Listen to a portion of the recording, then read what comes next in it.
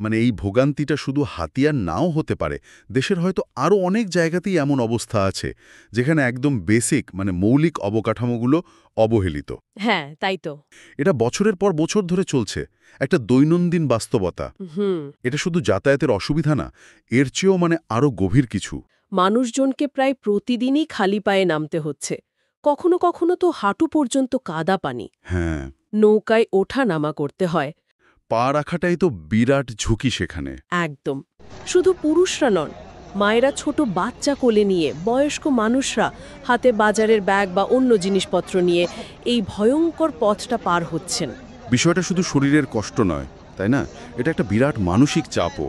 অবশ্যই। মানে প্রতিবার নৌকায় ওঠার আগে একটা চিন্তা তো মাথায় ঘোরে, নিরাপদে উঠতে পারবো তো, নামতে পারবো তো। হ্যাঁ, এই ভয়টা, এই চিন্তাটাই তো স্বাভাবিক জীবনকে মানে ব্যাহত করে। এটা শুধু যাতায়াত নয়, জীবনের সুরক্ষার প্রশ্ন।